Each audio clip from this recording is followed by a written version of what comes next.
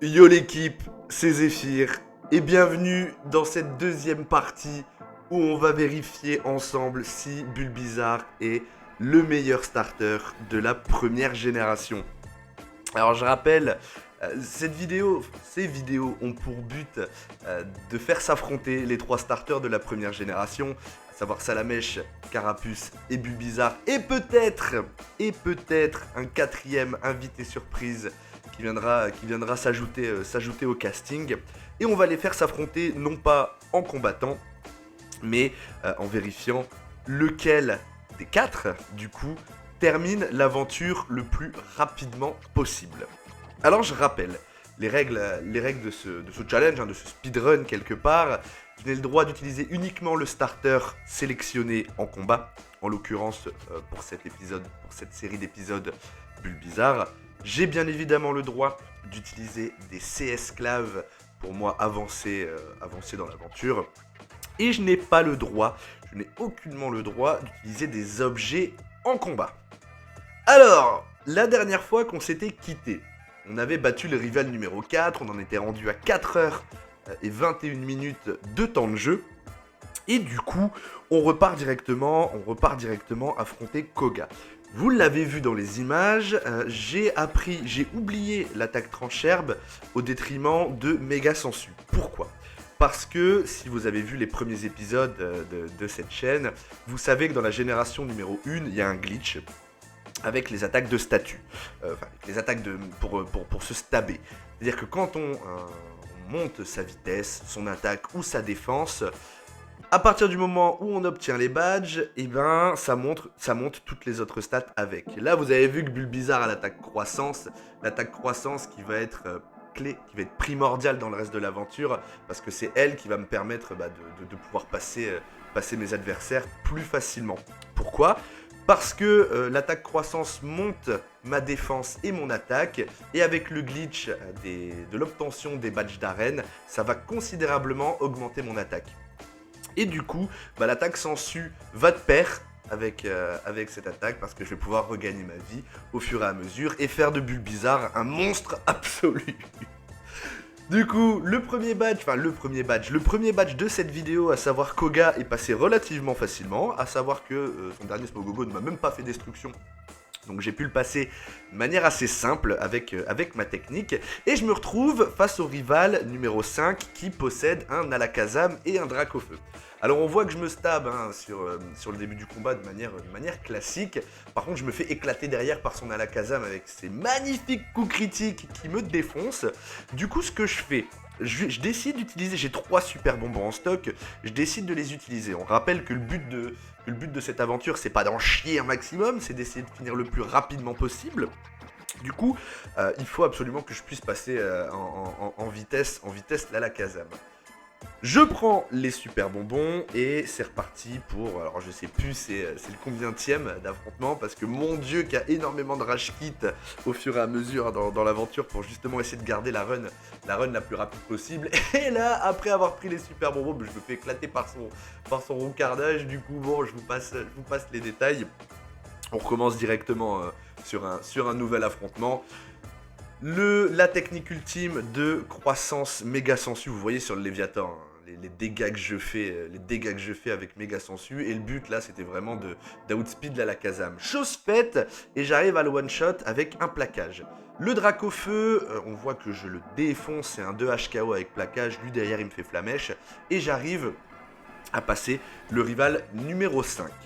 On enchaîne directement, alors pour ceux qui n'auraient pas remarqué, on est dans la Sylph SARL, je ne l'ai pas précisé, juste avant d'affronter Morgane.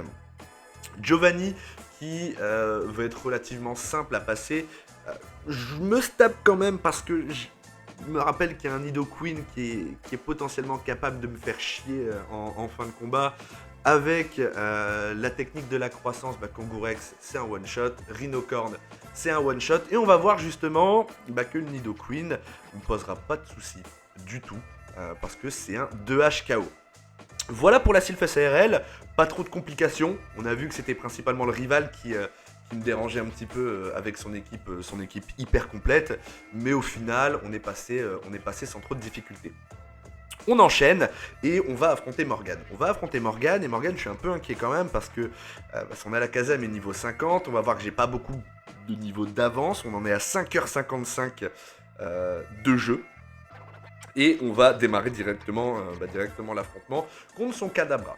Alors son Kadabra, je vais utiliser la technique poudre dodo, croissance, méga sensu. Je fais une petite erreur quand même parce que j'oublie que derrière il y a un monsieur mime.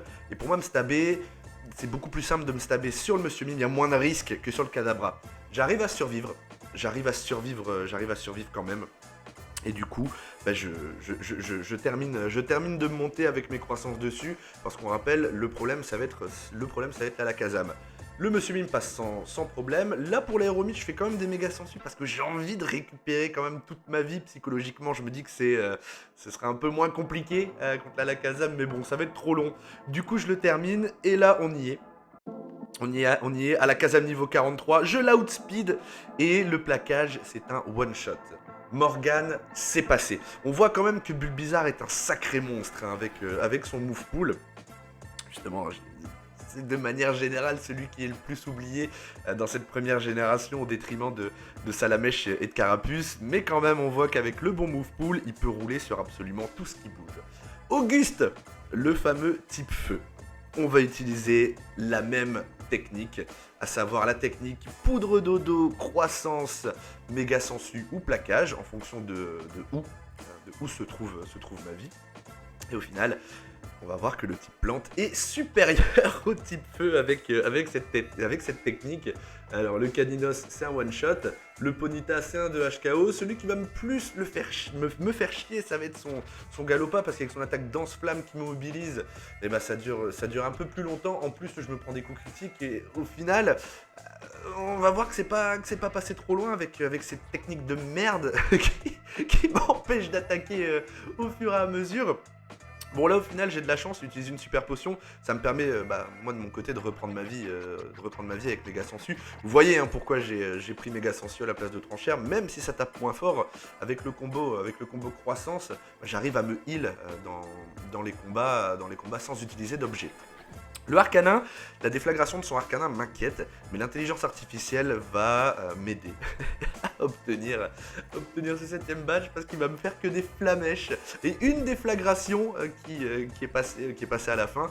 Mais même là, on voit qu'avec avec croissance, ça me fait pas tant de dégâts que ça. Auguste est passé et au final l'aventure se passe plutôt bien, j'éprouve pas trop de difficultés, on peut avancer quand même assez rapidement et on se retrouve déjà au dernier badge, à savoir Giovanni, et en théorie Giovanni ça va être une formalité à part peut-être ces deux nidos à la fin, mais on va voir qu'avec avec la technique de croissance méga sensu, et ben ça va passer relativement facilement.